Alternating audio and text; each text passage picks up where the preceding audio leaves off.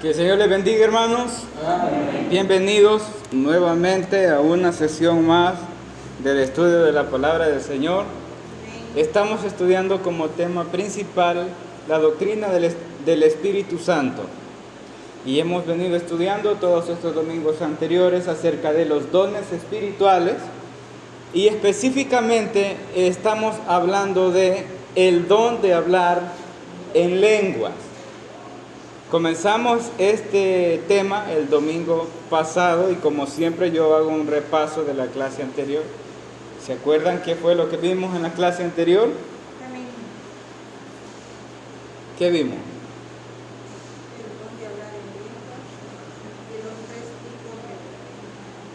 Ajá. Ajá. Dice que la iglesia naciente, Ajá. la iglesia de los Corintios Ajá. y la iglesia de hoy. Dijimos que íbamos a estudiar el don de hablar en lengua en 3 tiempos. En el tiempo de la iglesia naciente, en el tiempo de la iglesia de Corinto y el don de hablar en lenguas en este tiempo de hoy. ¿Sí? Bueno, hermanos, en la sesión anterior comenzamos a estudiar el tema de hablar en lenguas, del don de hablar en lenguas, y a manera de introducción estuvimos estableciendo principios básicos con respecto a los dones.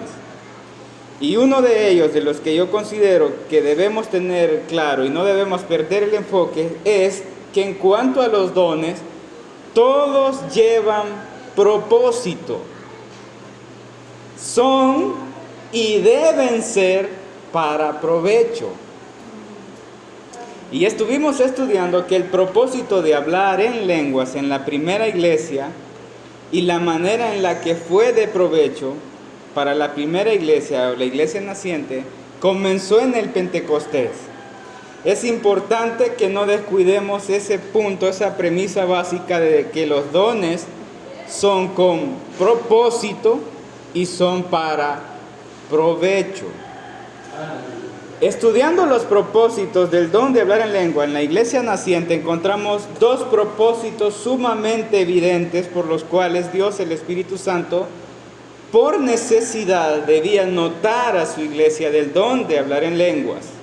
Y estos propósitos fueron, primero, la predicación del Evangelio. Y segundo, el don de lenguas vino para dar unidad e inclusión de los gentiles a la iglesia. Estos propósitos se ven perfectamente claros en la palabra de Dios. Debido a esa claridad, podemos ver abiertamente el propósito de Dios cuando dotó a muchas personas con este don. Y en primera instancia observamos que en el Pentecostés habían judíos. El ordenamiento de Cristo fue de que predicaran el Evangelio y Jesús les profetiza que hablarían en otras lenguas con el fin de que la predicación de la verdad fuese clara y precisa en todos los idiomas en los cuales Dios, el Espíritu Santo, les dotaría. Y aplicamos eso en la conversión de las 8,000 personas convertidas en el mensaje de Pedro, de los cuales yo dije que la Biblia no registra de que todos fuesen judíos. Eso nos abre la posibilidad de pensar de que muchas personas creyeron al Evangelio por la predicación del Evangelio en los diversos géneros de lengua. La siguiente razón importante es que Dios eliminó el pensamiento de exclusividad de los judíos, la razón por la que ellos despreciaban a los gentiles. Un gentil era considerado inmundo. Un judío no podía estar cerca de un gentil, mucho menos abrazar a un gentil o comer con un gentil, porque eran considerados inmundos. Entonces, la razón por la cual también el hablar en lenguas viene es para eliminar el pensamiento de la exclusividad de los judíos. Cristo purificó a sus salvos por medio del sacrificio perfecto, y la única manera de que los judíos respetaran y aceptaran a los gentiles como parte de la iglesia, es que Dios, el Espíritu Santo, les diera algo maravilloso que a ellos también les hubiese dado. Y estamos hablando exactamente del don de hablar en lenguas. Estudiamos que fue escandaloso y exageradamente admirable para los celosos de la circuncisión que andaban con Pedro, y aún para el apóstol Pedro mismo, que los gentiles en la casa de Cornelio recibieran el Espíritu Santo exactamente de la misma manera que ellos en el Pentecostés. Dios tuvo que darles a los gentiles en la casa de Cornelio un don que no pudiese ser falsificado y considerado mentiroso, para que ellos también conocieran y entendieran que era Dios Espíritu Santo haciéndoles a los gentiles del mismo valor que ellos, como en el Pentecostés. ¿Qué es lo que está haciendo el Espíritu Santo? Está injertando a los gentiles al cuerpo de Cristo. Amén. Otro de los detalles importantes que estudiamos dentro del propósito de hablar en lenguas es que el don de hablar en lenguas, en ese momento del origen y nacimiento de la iglesia, tiene un alcance externo, con propósitos externos, no meramente internos o propios personales. El hablar en lenguas era beneficioso y de provecho para todos aquellos que lo escuchaban y lo entendían. Esa es la razón por la cual hablar en lenguas tiene sentido y tiene propósito. Estudiamos que el mundo en un origen solo tenía una lengua, un idioma. Y es a causa de la soberbia y el orgullo y la autosuficiencia del hombre en contra de Dios, que Dios decide poner en el ser humano diversos géneros de lengua para confusión y división en la Torre de Babel. Amén. Pero también entendimos que en el Nuevo Testamento el propósito del don de las lenguas es extremadamente precioso, porque el propósito divino tenía como fin que todos los salvos fueran alcanzados por la predicación del Evangelio. El don de lenguas es profetizado por Cristo para el alcance universal de los salvos de toda tribu, lengua, pueblo y nación. Lo que antes Dios dio para división por motivos impuros en el hombre, ahora Dios lo está dando a su iglesia para la unión de un solo cuerpo, sean gentiles o sean judíos. Dios se asegura de que la iglesia sea unida en un solo cuerpo en Él. Y usa el don de las lenguas para mostrarle a los judíos, comenzando desde el apóstol Pedro, que lo que Él limpió ya no puede ser llamado inmundo. Pero, ¿qué sucede con el don de lenguas? ¿Continúa en la Biblia como un don milagroso activo? ¿O qué encontramos en la Biblia con respecto a ese don? Bueno, al inicio de este tema mencioné que estudiaríamos el don de hablar en lengua en 3 tiempos.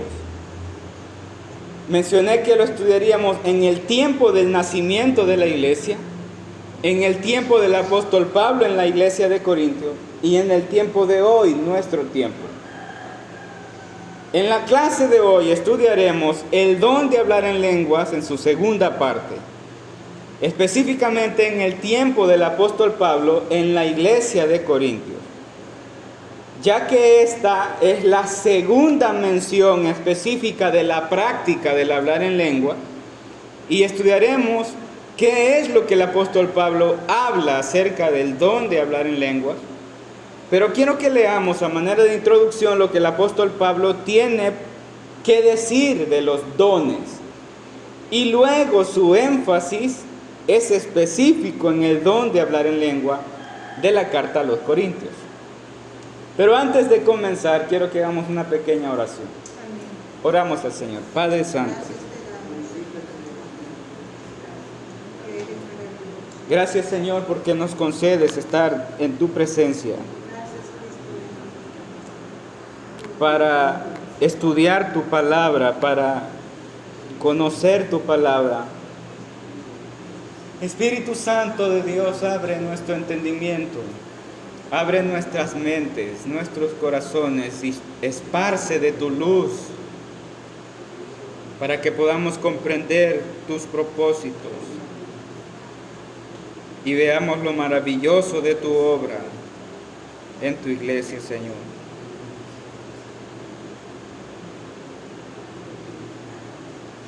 Te lo pedimos en el nombre de tu Hijo amado Jesucristo. Amén y amén. Bueno, hermanos, estamos estudiando los dones, específicamente el don de hablar en lenguas.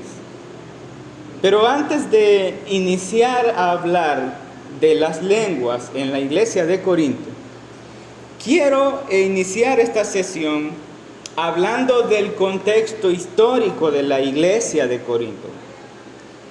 Y quiero introducirme a lo que el apóstol Pablo ve y observa para poder escribir de la forma que escribe a la iglesia de Corinto.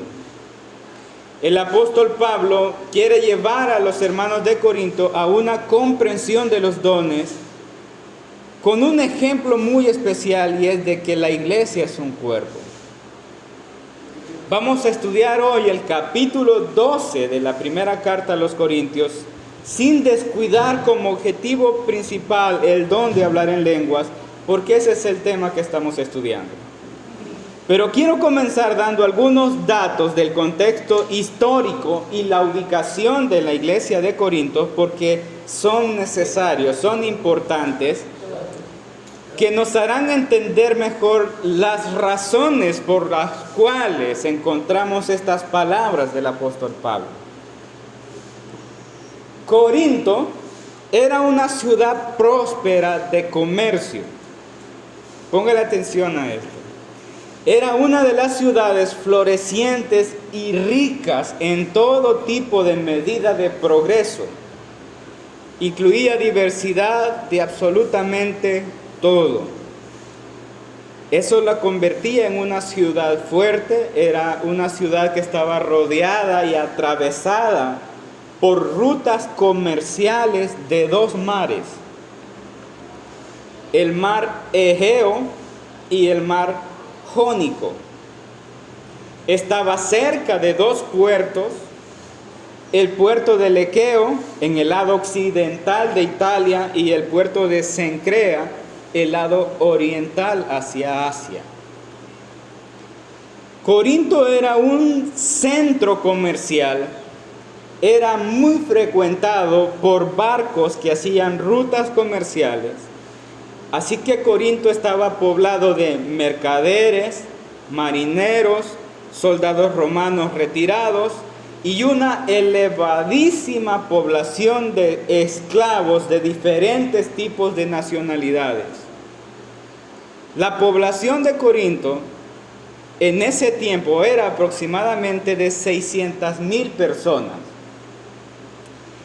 Y solo de esclavos eran alrededor de prácticamente 400,000 personas.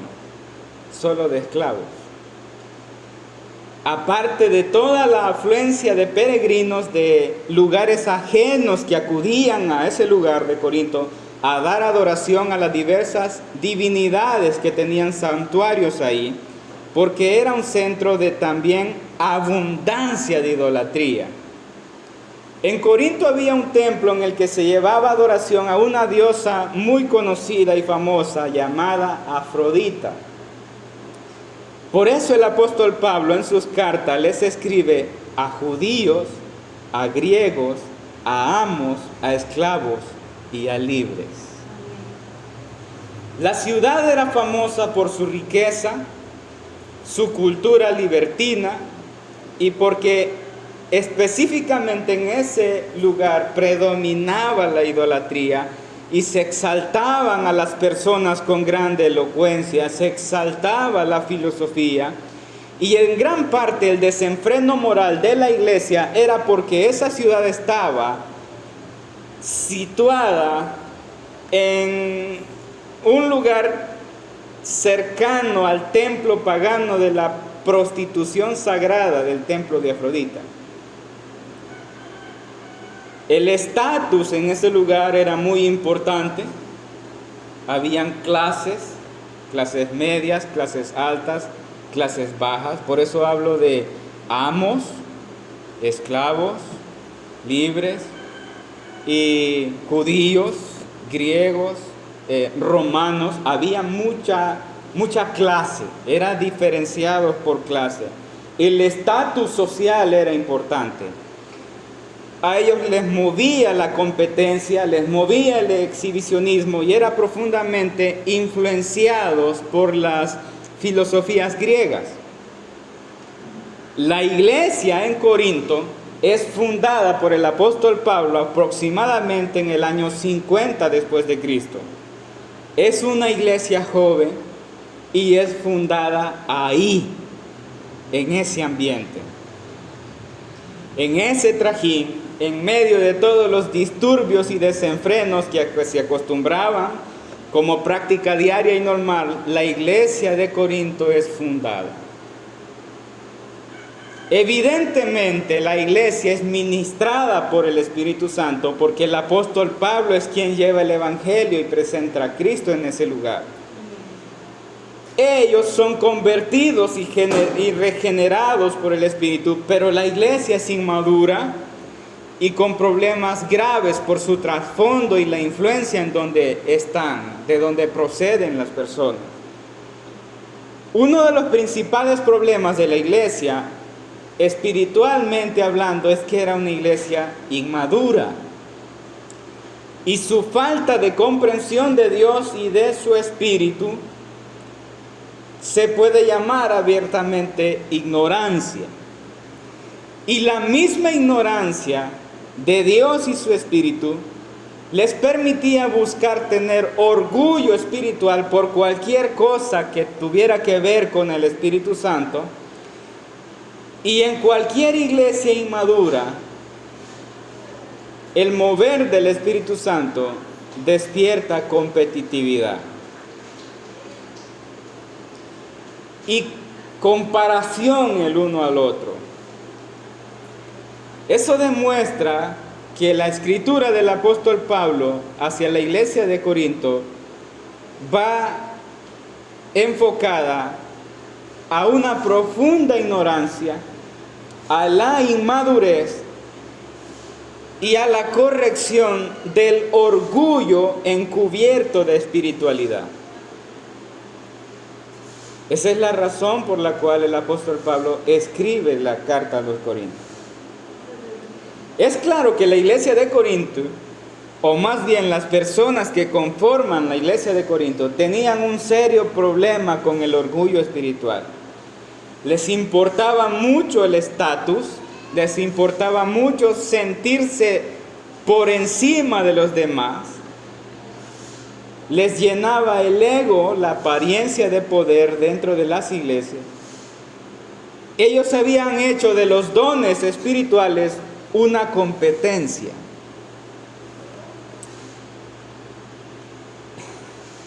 Habían exaltado el don de hablar en lengua por encima de todos los demás dones.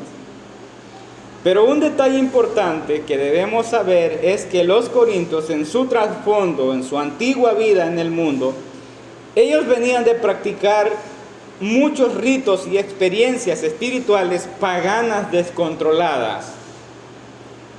A eso toma referencia el versículo 2 de la primera carta a los Corintios, capítulo 12. En esas experiencias se acostumbraban todo tipo de trances, expresiones descontroladas de cosas inintendibles, con éxtasis, embriaguez y palabrería, repeticiones de palabras en diversas lenguas, etcétera, etcétera, etcétera. era parte de su práctica de adoración a los ídolos y de una u otra manera, por esa razón, les parecía atractivo y les parecía que el hablar en lengua era la cúspide de la espiritualidad. Por esa razón de que el hablar en lengua se escuchaba como algo sobrenatural que pasaba por encima de todos los normales, les atraía tanto que subieron el don de hablar en lenguas a un nivel superior y por encima de todos los demás dones. Por eso el apóstol Pablo directamente les hace un llamado diciéndoles que Dios no es un Dios de confusión, porque ellos querían mezclar las prácticas que tenían de su vida anterior con el nuevo mover del Espíritu Santo. Y de todo eso, el apóstol Pablo dice que Dios no es un Dios de confusión y que todo debe hacerse decentemente y con orden. Pero quiero adelantarme a que evidentemente el apóstol Pablo está estableciendo un orden y limitando las prácticas fuera de control dentro de la iglesia. Lo que quiero mostrar con todo esto es que la iglesia de Corinto hacía de las lenguas un don que pasaba por encima de todos los dones, debido a que ellos venían de contextos en que les importaba mucho el estatus. Ellos habían exaltado hablar en lenguas como la cúspide de la jerarquía espiritual. Al parecer, los hermanos de Corinto les hacía sentirse grandes hablar en lengua. Y veían de menos a aquellos que no podían hablar en lengua. La palabra de Dios no dice que los hermanos de Corinto exaltaban el don de lengua, pero el énfasis correctivo del apóstol Pablo es definitivamente innegable. Prácticamente el apóstol Pablo escribe casi 2 capítulos para establecer regulaciones de este don en particular. Eso implica de que algunos que estaban en la iglesia estaban efectivamente hablando en lenguas como don del Espíritu, pero habían otros que querían exhibirse para ser vistos. Así que el alcance de la corrección del apóstol Pablo se extiende a 3 tipos de personas dentro de la iglesia. Lo vuelvo a repetir. El alcance de la corrección del apóstol Pablo en esta escritura se extiende a 3 tipos de personas dentro de la iglesia. El primero, los que realmente están siendo influenciados, dominados y controlados por el Espíritu Santo en el don de hablar en lengua, que son 1. Y número 2, los que hablaban idiomas dentro de la iglesia sin que nadie entendiera. Pero ya ese no es un don. Eso es que están hablando en otro idioma. Y número 3, los que falsamente están ejerciendo un aparente don cuando lo que querían era exhibicionismo con algún tipo de balbuceo sin sentido. Así que en la iglesia de Corinto hay de estas 3 tipos de personas. Hay personas que están siendo guiadas por el Espíritu Santo en el don de hablar en lengua. Hay otras que están hablando en un idioma diferente al idioma que se hablaba en Corinto. Y otros que se están queriendo pasar de listos, hablando con balbuceos, queriendo exhibirse como que hablaban en él. ¿Por qué digo que el apóstol Pablo escribe en dirección de estas 3 personas? Primero, porque el apóstol Pablo no descarta o no aniquila ni desafía la manifestación real del Espíritu Santo como don, porque Dios podía estar cumpliendo sus propósitos en la predicación del Evangelio a tanto extranjero que pasaba por Corinto y que podía congregarse en la iglesia. El apóstol Pablo no se atreve a negar de que sea una manifestación genuina del Espíritu Santo en la iglesia, sino más bien que establece regulaciones del don. Número 2. Debido a la posibilidad de que en la iglesia hubieran miembros de diversos trasfondos, de región, cultura e idioma, en un culto, cada quien podía estar hablando en un idioma diferente, que claramente es desconocido, y en virtud de que la iglesia fuese edificada, se convertía en un desorden. Porque cada quien hablaba en diversos géneros de lengua y nadie entendía nada. Y lo que eso provocaba era un completo desorden en un aparente culto al Señor. Número 3.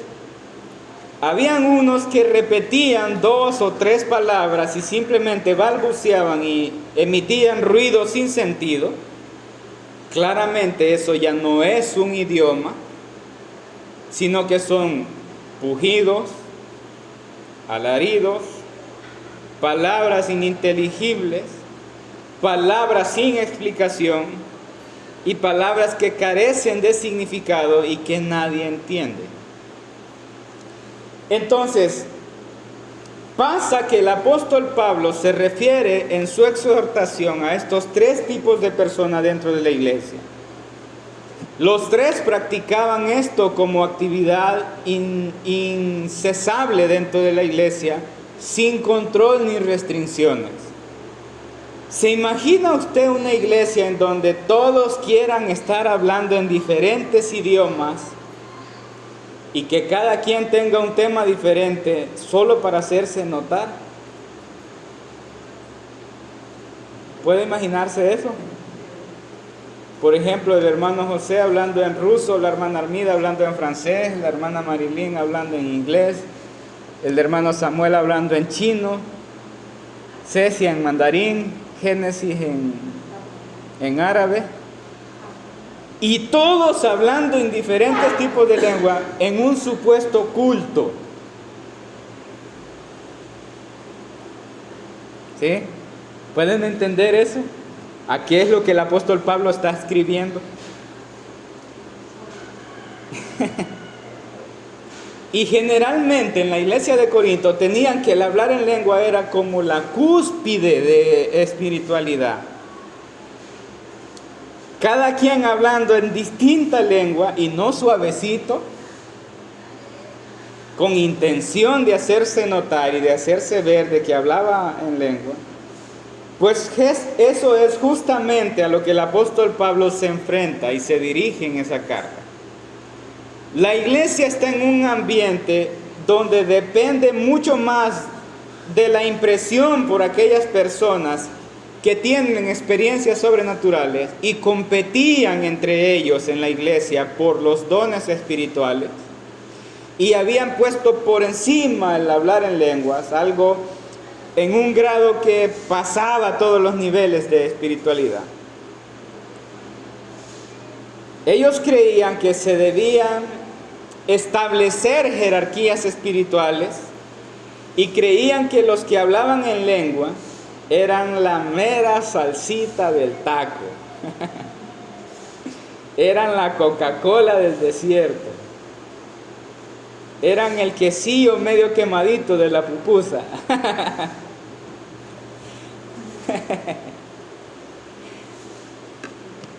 Y los que no hablaban en lengua, ¿qué? ¿Cómo se sentían ahí? Como que no eran nada, ¿verdad?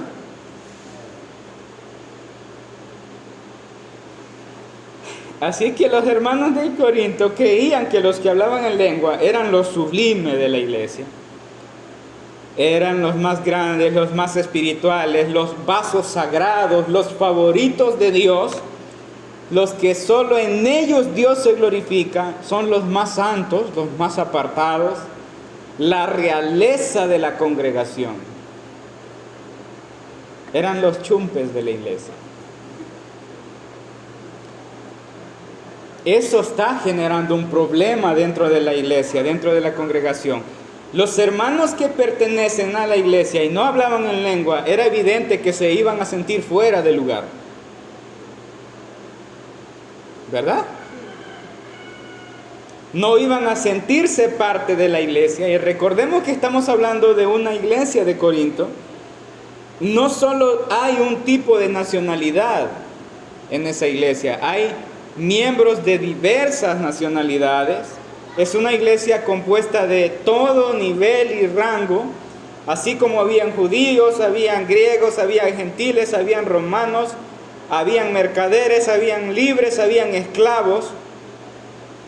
Si la iglesia tenía ese problema de egocentrismo y vanagloria, haciendo de los dones jerarquías espirituales, al punto de creer de que solo los que hablaban en lengua eran los únicos ungidos de Dios, hijos de Dios, entonces los demás, ¿cómo se sentirían? Se sentirían excluidos, se sentirían discriminados por un tan alto nivel de espiritualidad que evidentemente ellos no tenían. Por ser esclavos, por ejemplo.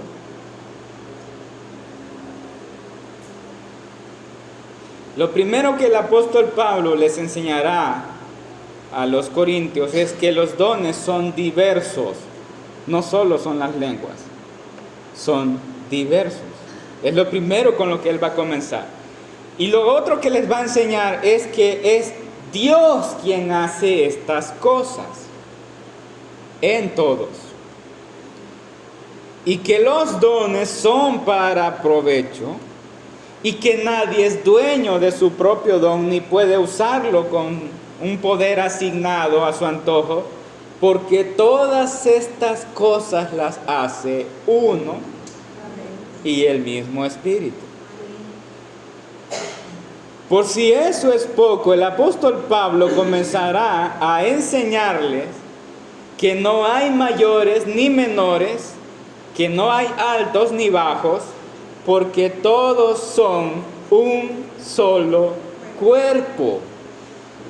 Y cuando somos un solo cuerpo, no queda espacio para la jactancia y no queda espacio para la vanagloria. Ahora quiero que leamos cómo el apóstol Pablo, inspirado por el Espíritu Santo, les explica los dones. Y con lo que inicia es que él entiende que la iglesia ha sido dotada con los dones y ellos saben que son dones del Espíritu, pero no se comportan como si supieran, sino que se comportan como ignorantes. Y eso es lo que el apóstol Pablo quiere enseñarles. Ahora vaya conmigo a primera carta a los Corintios, capítulo 12.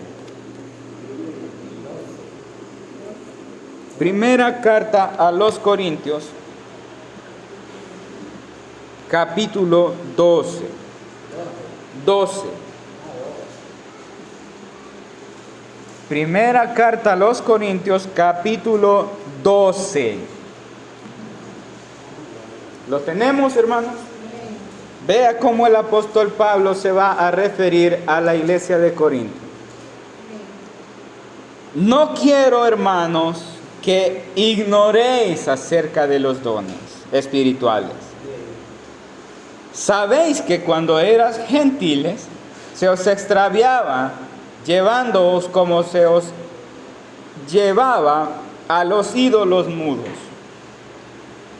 Por tanto, os hago saber que nadie que hable por el Espíritu de Dios llama anatema a Jesús, y nadie puede llamar a Jesús Señor, sino por el Espíritu Santo. Versículo 4.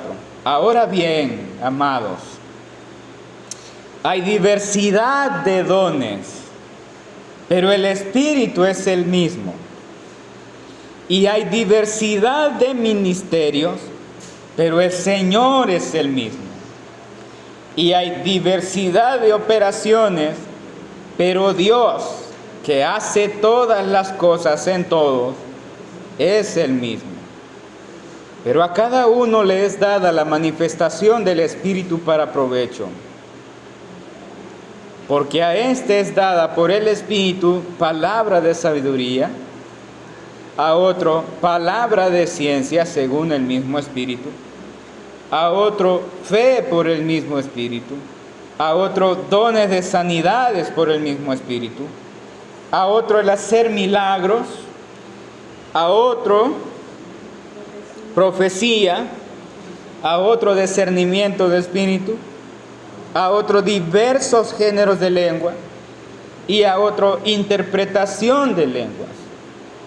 Pero todas estas cosas las hace uno y el mismo Espíritu, repartiendo a cada uno en particular como Él quiere. Porque así como el cuerpo es uno y tiene muchos miembros, pero todos los miembros del cuerpo, siendo muchos, son un solo cuerpo, así también Cristo. Porque por un solo Espíritu fuimos todos bautizados en un cuerpo, sean judíos o griegos, sean esclavos o libres. Y a todos se nos dio a beber de un mismo Espíritu. Además, el cuerpo no es un solo miembro, sino muchos. Si dijera el pie, porque no soy mano, no soy del cuerpo, ¿por eso no será del cuerpo? Si dijera la oreja, porque no soy ojo, no soy del cuerpo, ¿por eso no será del cuerpo? Si todo el cuerpo fuese ojo, ¿dónde estaría el oído? Y si todo fuese oído, ¿dónde estaría el olfato? Mas ahora Dios ha colocado los miembros, cada uno de ellos en el cuerpo, como Él quiso. Amén.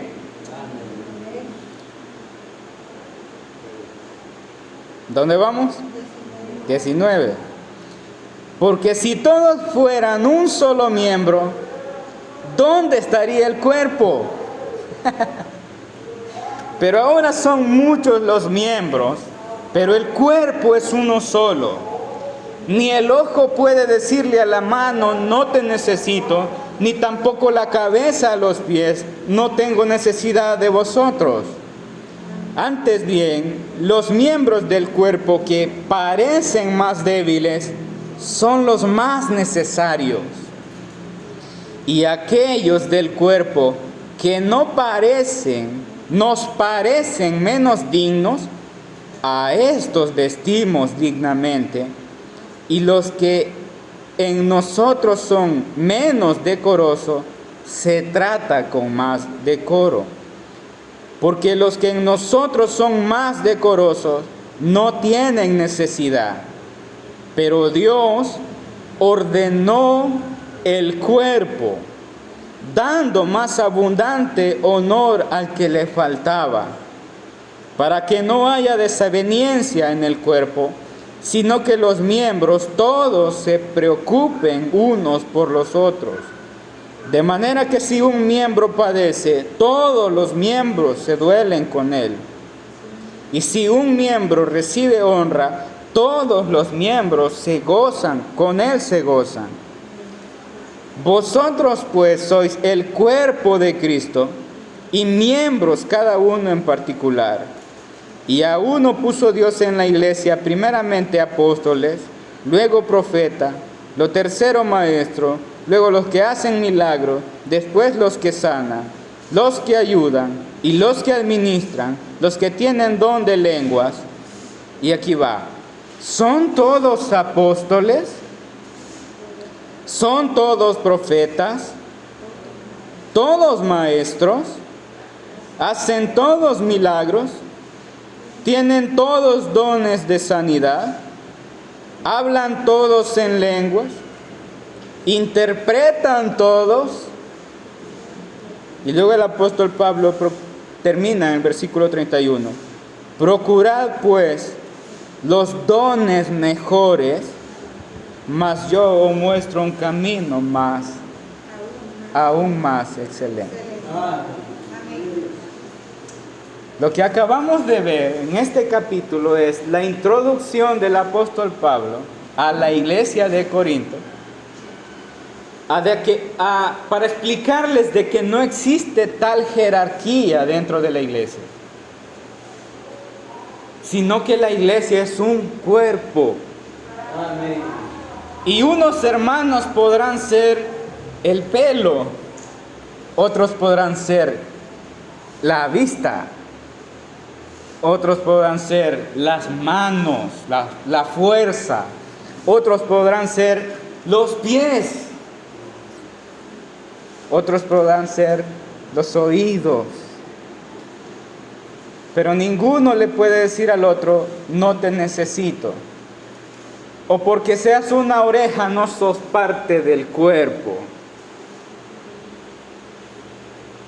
Puede ser la uña del dedo meñique, pero es parte del cuerpo.